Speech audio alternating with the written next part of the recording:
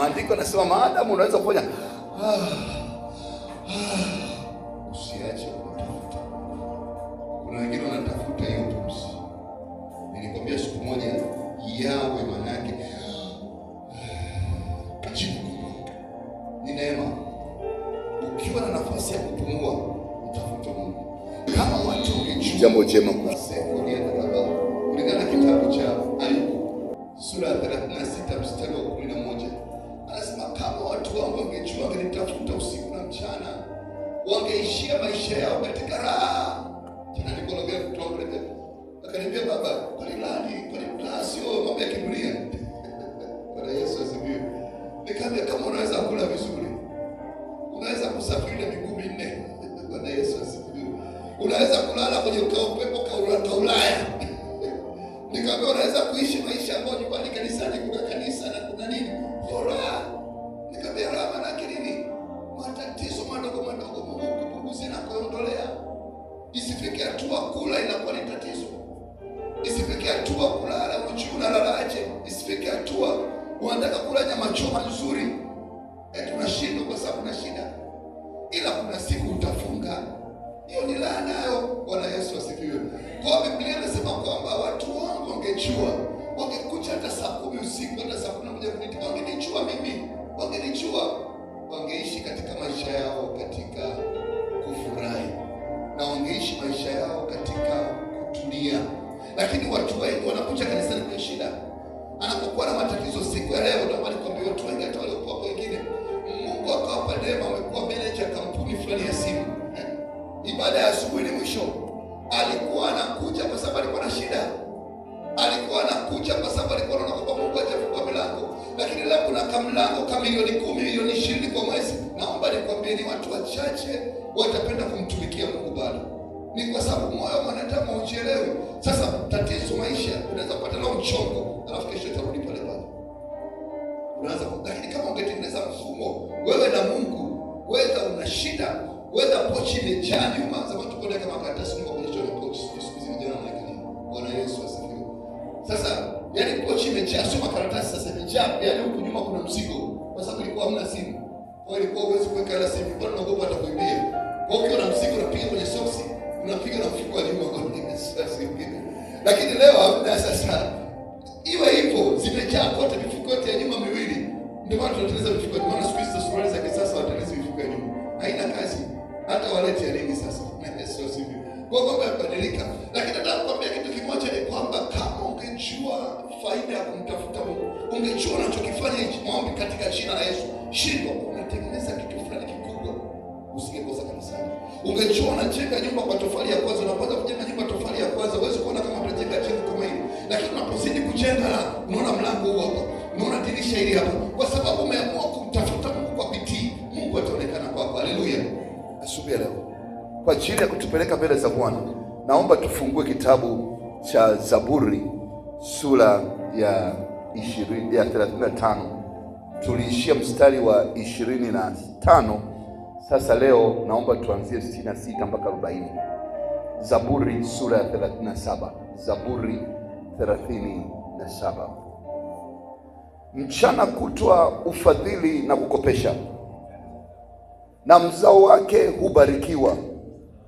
Jiepue na uovu, utende mema na kukaa hata milele. Kwa kuwa Bwana hupenda haki, wala hawaachi watauwa wake. Wao ulindwa milele, bali mzao wa wasio haki ataharibikiwa. Wenye haki watairithi nchi, nao watakaa humo milele. Kinywa chake mwenye haki unena hekima, na ulimi wake usema hukumu. Sheria ya Mungu wake imo moyoni mwake, hatua zake haziterezi. Mtu asiye haki humvizia mwenye haki, na kutafuta jinsi ya kumfisha. Bwana hatamwacha mikononi mwake, wala hata mlaumu atakapohukumiwa. Wewe ungoje Bwana, uishike njia, naye atakutukuza uirithi nchi.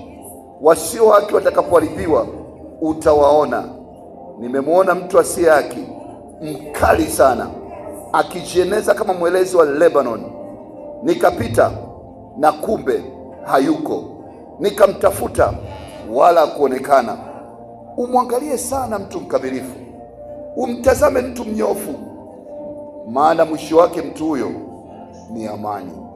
Wakosaji wataangamizwa pamoja, wasio haki mwisho wao wataharibiwa.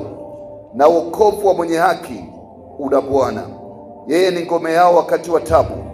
Naye Bwana huwasaidia na kuwaopoa, waopoa na wasio haki na kuwaokoa, kwa kuwa wamemtumaini yeye. Bwana Yesu asifiwe. Mambo manne. La kwanza, vita sio ya kwako na wala usidhubutu. Nimekwambia njoo omba, sio kama unapigana, hamna chochote unachokifanya ni kutamka. Unapotamka malaika wale waliokuwa jana wataelewa vizuri. Malaika wanakuwepo. Malaika siku zote wako, kila saa malaika wamekaa hivi. Wanaangalia nani anaomba. Wanaangalia nani anaomba. Baba, katika jina la Yesu, naangamiza mamlaka za giza za wapi mamlaka za giza. Na pangalao. Ndicho wanachokifanya. Lakini usipokuwa unaomba, malaika watakaa. Unaweza kuona wao unachitwa na kuangalia. Ni malaika wa Mungu. Lakini kwa jinsi unapozidi kuomba kama mtu, maana Biblia inasema upatapo nafasi ya kuomba, omba. Kwa maana mafuriko ya maji mengi yatakapokuja hata kukutoa. Kwa sababu vita sio vya kwako. Musa akuchukua bahari ya Shamu akaanza kuisukuma kushoto na kulia apite. Alichukua fimbo akaipiga, akatamka, na bahari ya Shamu ikasambaratika pande mbili. Wana Israeli wakapita kwa ushindi. Daudi akuchukua kombeo kwa ajili ya kumpiga Daudi na kumpiga Goliati, kuchukua mkuki. Alitamka kwamba Goliati, usinitishe. Matamko ya Daudi akasema, nakuchia kwa jina la Bwana wa majeshi. Malaika akashuka kutoka mbinguni akamtoa Goliati. Leo umepata nafasi ya kuomba, usifanye masiara, iombee kweli kweli. Kwa hiyo nataka kusema, la kwanza, Mungu mwepusha mwenye haki na mabaya. Jambo la pili, nilikwambia na jana na leo narudia, watu ambao hawajaokoka tunaishi nao, waheshimu vizuri. Usiwe na maneno mengi juu yao, ila jua lazima unapita nao na watakupenda. Usije ukajenga urafiki na watu ambao hawajamjua Kristo. Wawe ni watu ambao unawaheshimu, lakini usije ukajenga ukaribu kwanza kueleza shida zako. Watakugeuka, watakusambaratua, hawatakuwa na msamaha. Kwa sababu kazi ya wasio haki ni kuwafisha wenye haki. Na maana yake ni nini? Kwamba Mungu ameweka makusudi moyo wa mwanadamu mchukie mwanadamu yote anayefanya vizuri.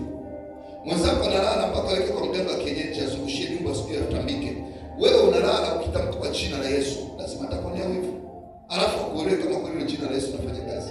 Lakini unachokuwa lazima atakutamkia mabaya, lazima atakutafuta namna ya kumaliza. Kwa makini. Waheshimu, usiwakebei, usiwatukane, lakini kwa makini unachoambia. Ishi nao kwa akili. Yeye nimewatuma kama kondoo kati ya mbwa mwitu, mkawe na akili kichwani. Namba 2, namba 3.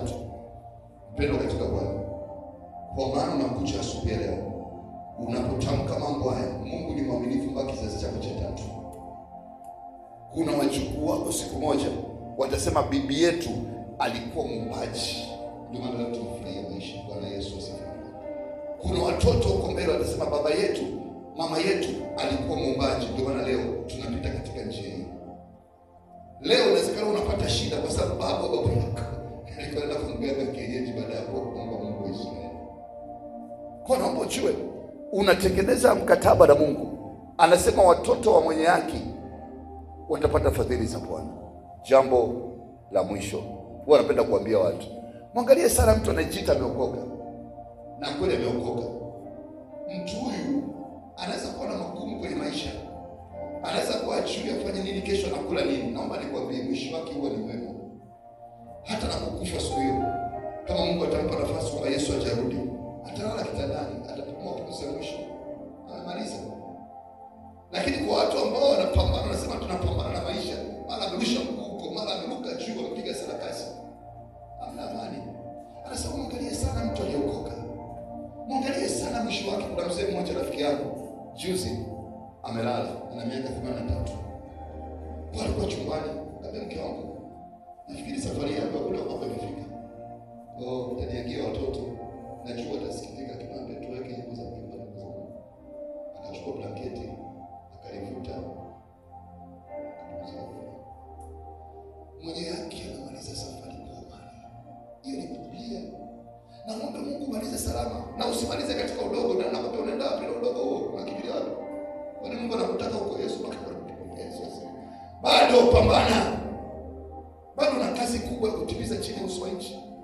Haufi, ila muombe Mungu akusaidie. Utakapokuwa mzee usio na uzee usiokuwa na maana, kuna uzee wa ovyo, unabaki kuwa na msaada hakuna, watoto wote mitoto yote ni kutabaki, unakuwa hata kama ulikuwa mwenyewe hakuna mradi wote unaokuwa nao unakusaidia. Kwa hiyo muombe Mungu umalize vizuri, na Mungu ndio ameweka mpango huo. Anasema kama watu wangu watanitafuta kwa bidii na kunitii sauti yangu, wataishi katika kufurahi, wataenjoy maisha yao katika amani. Mambo mawili, furaha, amani. Na ndio maana maisha tunahangaika kwa ajili ya kazi, furaha. Ngoja nikwambie kitu, Mungu atakunyima dhambi, lakini hawezi kunyima chakula kizuri. Mungu atakunyima usiende kwenye miziki ya dunia, lakini hawezi kunyima angalau ukakata picha ukaenjoy likizo.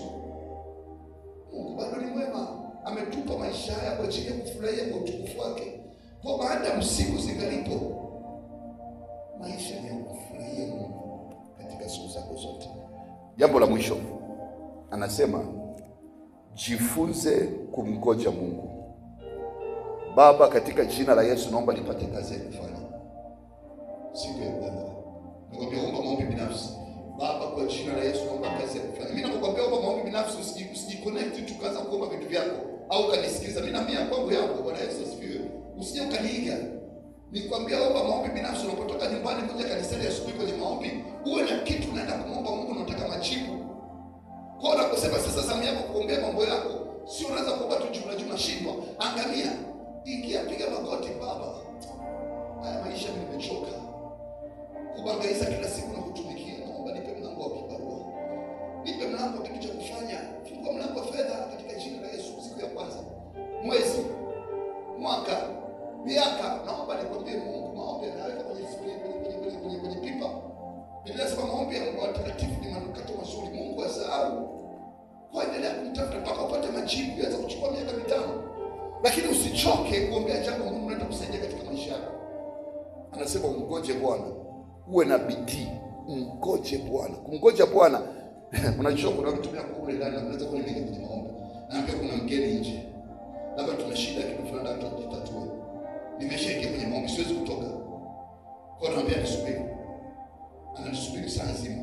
Wakati unakuta umeingia kwenye magoti, alafu Roho Mtakatifu amekubana hapo ndani, utoke. Unakuta magoti yamekaa tu. Kuna wakati sio kwamba lazima unatamka, umepiga magoti uko na Mungu tu. Umezuba hapa na unamsikilizia Bwana. Unamngoja Bwana, sio kwamba unakemea, uko na Bwana kwenye magoti. Masaa mawili. Mwingine anakata tamaa anaondoka. Hata kama kulikuwa na dili fulani au jambo fulani la kutatua, haikosi. Jifunze kukaa kumsubiri Mungu. Sio kwa Mungu anafanya maombi, ila Mungu ana wakati na majira yake. Kikubwa moyo wako usikose imani. Endelea kuomba Mungu mpaka mwisho. Bwana Yesu asifiwe. Kwa ufahamu huo wa neema ya Mungu juu ya maisha yako, inua sauti yako, nenda kama kutu Bwana. Mwambie nakushukuru kwa ajili ya siku leo. Nakushukuru kwa sababu ya neema yako. Mungu wangu ninakupenda.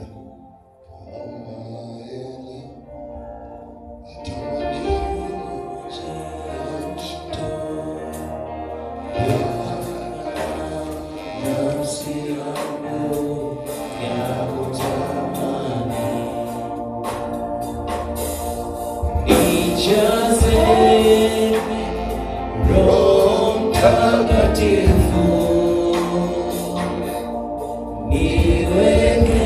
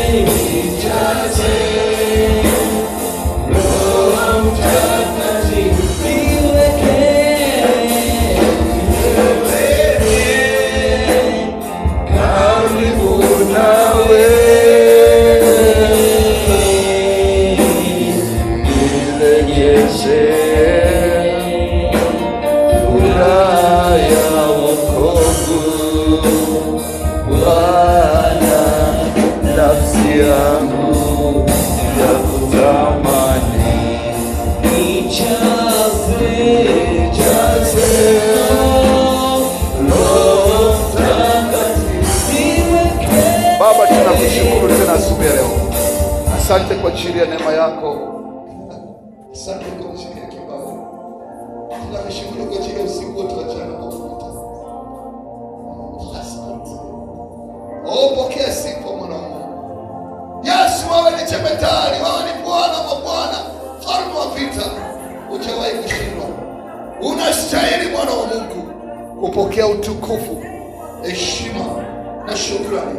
Asante kuangusha maadui zetu. Asante wachawi walipokuja kuona waliopiga. Asante umetupa neema ya kuiona asubuhi ya leo. Tunakuabudu wewe peke yako. Tunakutukuza wewe Bwana. Wastahili Yesu. Wastahili Yesu. Wastahili Yesu. Asante Baba kwa jina la Yesu. Asante Roho Mtakatifu. Tunashukuru kutupa pumzi. Tunashukuru kutupa imani. Asante kutupa neema Bwana. Asante kutupa kibali cha kuwepo nyumbani mwako.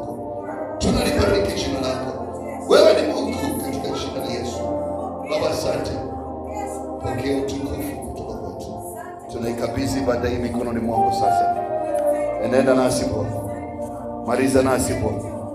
Tusikie maombi yetu, ukanene katikati yetu. Kwa jina la Yesu. Amen. Amen. Naomba tuketi. Asubuhi leo napenda twende kwenye somo linaloitwa kutembea katika uvuli wa Roho Mtakatifu, au kifupi uvuli wa Roho Mtakatifu. Uvuli wa Roho Mtakatifu. Kitabu cha Luka sura ya kwanza mstari wa 35. Wakati malaika alipotumwa kutoka mbinguni kwenda kwa mwanamke bikira pale Yerusalemu ambaye alikuwa anaitwa Mariamu, aliongea kitu ambacho natamani ndio kiwe mfumo wa maombi siku ya leo. Nisikilize kwa makini na itakusaidia. Kitabu cha Luka sura ya kwanza mstari wa 35 anasema, malaika akajibu akamwambia, Roho Mtakatifu atakujilia juu yako na nguvu zake aliye juu zitakufunika kama kivuli. Nguvu zake aliye juu zitakufunika kama kivuli. Kwa sababu hicho kitakachozaliwa kitaitwa kitakatifu, mwana wa Mungu, kwa kufunikwa na nguvu ya Roho Mtakatifu, au Roho Mtakatifu, kivuli cha Roho Mtakatifu. Unapokuwa katika jua kali, unatembea barabarani, kama umezoea kutembea kama sisi ambao tumekulia vijijini, kuna wakati unaenda kwenye mti unakaa, unatafuta na maji, unaweza kushangaa kwa usingizi fulani kazuri kamekuja, kwa sababu kivulini jua likupigi, unakuwa na upepo fulani kazuri kametulia. Na ndivyo ilivyo maisha ya mwanadamu. Ukitembea hivi hakuna kivuli juu, maisha ni magumu sana. Mambo mengi yanakuwa magumu kwenye maisha. Unasoma shule, kwa sababu unatembea mwenye kichwa, hakuna uvuli wa Roho Mtakatifu, unakuta maisha yanakuwa magumu. Unajaribu hiki akiendi. Kuna wakati natembea na kuwa na kazi ya kufanya ambayo nipate maarifa fulani ili nifanye vizuri, au nipate hekima fulani ambayo nikiongea itanipa kipato. Nikikumbuka mstari Luka 1:35, kutembea kivulini mwa Roho Mtakatifu, nasema kivuli cha Roho Mtakatifu funika maisha yangu. Naweza kuwa kwenye mkutano nikaona nimeishiwa nguvu, naweza kuwa nimefanya mitihani mingi, naweza kuwa nafanya mtihani nimesahau. Kivuli cha Roho Mtakatifu funika maisha yangu. Unakuta kuna kabaridi fulani, kuna kanuni fulani kanatokea hapo. Nilipokuwa naenda mwisho wa mwaka nikasema sasa naenda kuongea kuhusu utajiri mwakani. Ninatoka vipi? Kivuli cha Roho Mtakatifu. Nakwenda kupiga magoti, nakwenda asubuhi kwenye ibada, naomba ukafunue akili yangu. Kila kivuli kikishuka, unashangaa hekima imeshuka. Kazi ya kivuli cha Roho Mtakatifu au nguvu ishtukao juu ni kutuliza mawimbi makali. Ni kama ambavyo unapotembea kwenye mvua umeshika mwamvuli. Mwamvuli unakukinga na ile nguvu ya mvua. Na unapokuwa na mwamvuli mzuri zaidi ukavaa mpaka raincoat, ile ni kivuli kwa ajili ya kukinga mwili wako. Kwa hiyo unapotembea na mabuti zaidi, ile mvua itakutisha sana. Maisha bila kivuli, bila mwamvuli wa Roho Mtakatifu ni magumu sana. Kwa kama kuna kitu unatakiwa kiombe, nguvu ya Roho Mtakatifu funika maisha yako. Nguvu ya Roho Mtakatifu. Wanasema mpaka mara 7. Nikiwa sehemu nyingi unakuta unatembea nywele zinasimuka, unajua ngoma iko nzito. Unaingia kwenye nyumba ya mtu namna hii, unaingia tu, unakuta mwili kama unataka kupata baridi. Ndani ya moyo wako unaingia kwenye vita. Nguvu ya Roho Mtakatifu funika maisha yako. Nguvu ya Roho Mtakatifu funika maisha yako. Kivuli cha Roho Mtakatifu tamani. Alafu yule mtu kama alikuwa na nguvu zile, baby brother, uko salama? Na Yesu asifiwe. Tayari napambana kwenye ulimwengu wa roho. Nimeingia kwenye pepa moja, nakumbuka siku moja nilikuwa nimesoma lakini nikasahau nimeingia kwenye pepa, kila kitu kimefutika kichwani. Nikakumbuka nina msaidizi. Yesu anasema nitawaachia msaidizi, ndiye Roho wa kweli, naye atakukumbusha yote na kuwasaidia. Kivuli cha Roho Mtakatifu nisaidie. Kivuli cha Roho. Dakika 2 tu nikashaka vitu vinarudi kichwani. Matokeo yametoka, nimefaulu. Bwana Yesu asifiwe. Ninaongea kuhusu nguvu ambayo Mungu aliachia kanisa. Kazi yake nini? Namba 1, kizungu au lugha ya Kigiriki ambayo imetokea hiyo nguvu, kivuli cha Roho Mtakatifu, kinaitwa episkiazo.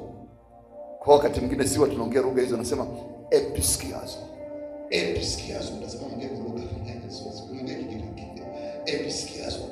Episkiazo maana yake kivuli cha Roho Mtakatifu. Rabo Zakaria ndio. Unakuwa mwepesi. Faida yake ni nini?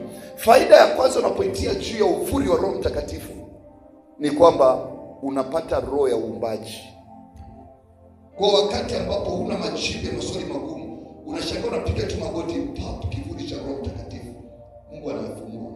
Kwani ngoja nikwambie, usisani unaposema Mungu anafunua kwa watu ambao ni wageni kwenye mambo ya kiroho, sio kama unafikia nguvu.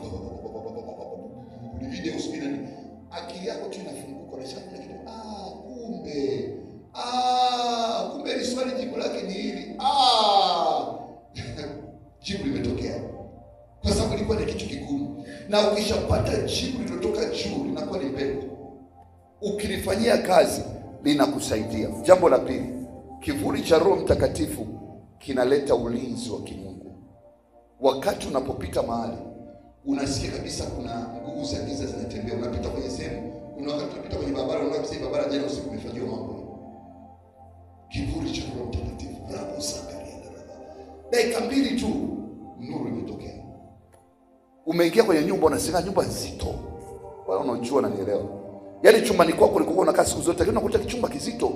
Maana kuna jamaa walitembea hapo kwa namna ambayo ni ya kidunia, kilimwengu wa roho. Kivuli cha Roho Mtakatifu funika chumba hiki katika jina la Yesu.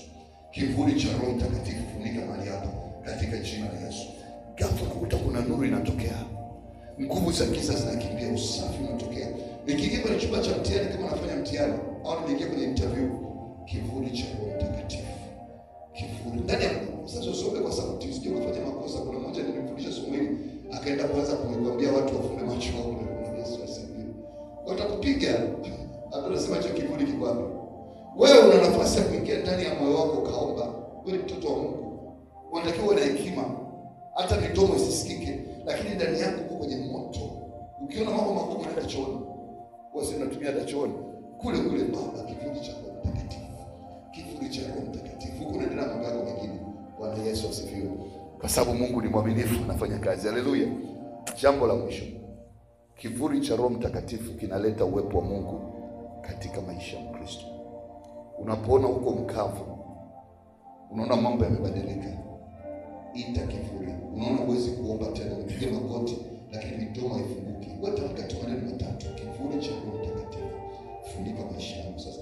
Mungu anasikia, na Roho Mtakatifu yuko wapi? Yuko hapa kwa sababu Kristo anasema nimewaachia msaidizi, sitawaacha yatima.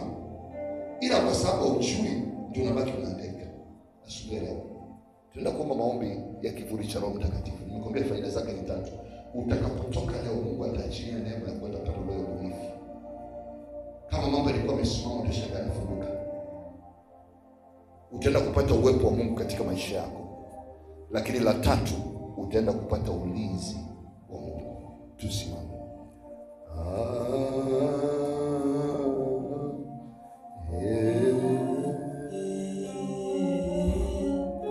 Yesu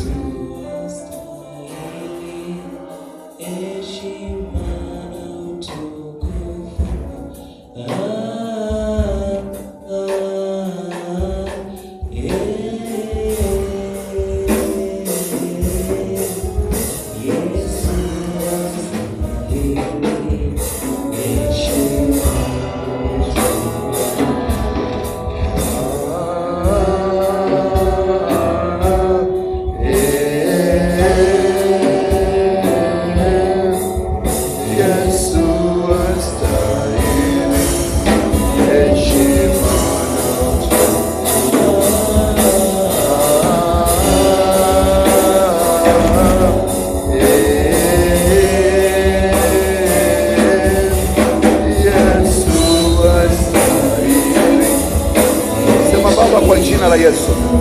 Sema Baba, kwa jina la Yesu, asubuhi ya leo ninaomba nisafishe mwili wangu wote, kutoka kwenye kichwa changu, kwenye utosi wa kichwa changu mpaka wayo wa miguu yangu.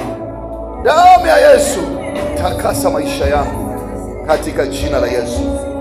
Bwana, ninaomba asubuhi ya leo nikiinua mikono juu, kile kiburi cha Roho Mtakatifu, uwepo wa Roho Mtakatifu ushuke juu ya maisha yangu sasa, ukatembea na mimi kwa ajili ya ubunifu, kwa ajili ya ulinzi, kwa ajili ya uwepo wako. Naomba uende nami Bwana, sitaki kwenda peke yangu katika jina la Yesu. Bwana, ninaomba asubuhi ya leo uponye kila eneo la maisha yangu ambalo limejeruhiwa katika jina la Yesu, katika jina la Yesu. Baba, kwa jina la Yesu, kwa mamlaka ya jina la Yesu, ninaamuru kila aina ya hukumu wa maisha kutokana na uovu uliojifunika ndani yangu, ewe hukumu wa maisha, efata kwa jina la Yesu, efata kwa jina la Yesu, efata kwa jina la Yesu.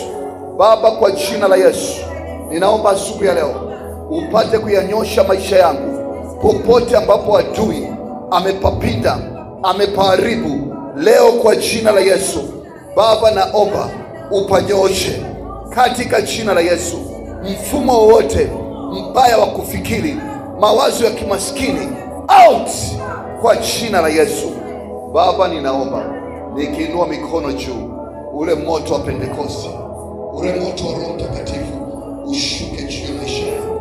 Naomba nguvu mpya ya kwenda mbele, nguvu mpya ya kuomba, nguvu mpya ya kutegemea wewe katika jina la Yesu. Baba, ninaomba katika jina la Yesu, ninaomba Bwana unipe maisha ambayo yataua kifo katika jina la Yesu. Baba, kwa jina la Yesu, washa moto maombi ndani yangu, washa moto kutegemea wewe, washa moto kutembea na wewe siku zote za uhai wangu katika jina la Yesu, katika jina la Yesu, katika jina la Yesu. Baba, katika jina la Yesu, leo ninatamka wewe ni Bwana wa maisha yangu. Naomba kuanzia leo, Bwana, vile vipawa vya Roho Mtakatifu, kipawa cha hekima, kipawa cha maarifa, kipawa cha hekima, kipawa cha maarifa, kipawa cha kuona ya mbele, shuka ndani yangu katika jina la Yesu. Baba, nitumie kama chombo. Ninaomba kuanzia leo uwepo wa Roho Mtakatifu espikazo tembea juu ya maisha yako katika jina la Yesu. Ongea na Mungu wako sasa, mwambie juu ya nguvu unapitia wapi mimi sijui. Itia uwepo wa Roho Mtakatifu, itia uwepo wa Mungu juu ya maisha yako, itia uwepo wa Mungu katika jina la Yesu. Ribase korienda rabashe rekaba karienda rubosa ramosa korienda raboshe koria rekaba karienda raboseko rebasindo robosha korienda rama rebase korienda rebase rekoba karienda rabosha rekaba karienda rabosa romosa korienda reba rokeba karienda rabosha ko rekaba karienda rabosa koria rekaba karienda raba katika jina la Yesu, katika jina la Yesu. Baba, tunaomba neema kwa ajili ya huduma, vile vipawa, ule uwepo na nguvu ya Roho uzima akaachiliwe kwenye maisha yetu, akaachiliwe kwenye uhai wetu katika jina la Yesu wa Nazareti, ili Bwana maisha nayoishi yakawe na faida, yakawe na utukufu, yakawe na baraka katika jina la Yesu. Ninaomba neema Bwana, kipawa cha Roho Mtakatifu kiachiliwe juu ya uhai wangu, kiachiliwe juu ya maisha yangu katika jina la Yesu. Amen. Ombea kwa ajili ya taifa sasa. Ombea kwa ajili ya kanisa. Baba, kwa jina la Yesu tunaliinua taifa la Tanzania mikononi mwako. Roho Mtakatifu, onekana kwa ajili ya taifa hilo kalipone. Roho Mtakatifu, onekana kwa ajili ya taifa hilo kaliweke huru. Damu ya Yesu inaonena mema, ikanene mema juu ya Tanzania, ikanene mema juu ya Tanzania katika jina la Yesu Kristo la hai. Baba, onekana kwa ajili ya taifa la Tanzania. Tunaomba amani, amani kwa ajili ya kuabudu wewe, amani kwa ajili ya Yesu kuhubiriwa. Baba, kila roho inayokusudia kumwaga damu tunaifuta kwenye ulimwengu wa roho katika jina la Yesu.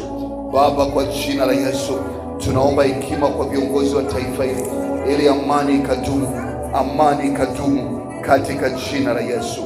Baba, katika jina la Yesu Kristo hai, tunaombea kanisa la mahali hapa, ukawakumbuke watumishi wako wanawake kwa wanaume. Bwana, ukawajaze Roho Mtakatifu, vipawa vya Roho Mtakatifu vikaonekane, walinde na kuepusha na yule mwovu katika jina la Yesu. Baba, tunakushukuru kwa sababu wewe ni mwaminifu. Hakuna Mungu mwingine kama wewe. Wewe ni Mungu usiyeshindwa. Pokea utukufu, pokea heshima. Ni nani aliye mfano wako? Katika jina la Yesu, katika jina la Yesu. Amen. Tuseme pamoja sala. Baba yetu, Baba yetu uliye mbinguni, jina lako litukuzwe, ufalme wako uje, mapenzi yako yatimizwe, utakalo lifanyika hapa duniani kama huko mbinguni. Utupe leo riziki yetu ya kila siku, utusamehe makosa yetu kama nasi tunavyosamehe waliotukosea, usitutie katika majaribu, bali utuepushe na ule mwovu. Kwani wako ni ufalme, nguvu, utukufu hata milele. Amen. Neema ya Bwana wetu Yesu Kristo na upendo wa Mungu Baba na ushirika mtamu wa Roho Mtakatifu uwe nasi sote sasa na hata milele. Amen. Hakika wema na fadhili za Bwana zitanifuata mimi siku zote za maisha yangu, nami nitakaa nyumbani mwa Bwana milele na milele. Amen. Mungu wa mbinguni akubariki sana, ukawe na siku njema. Bwana akakupe nuru katika jina la Yesu. Amen.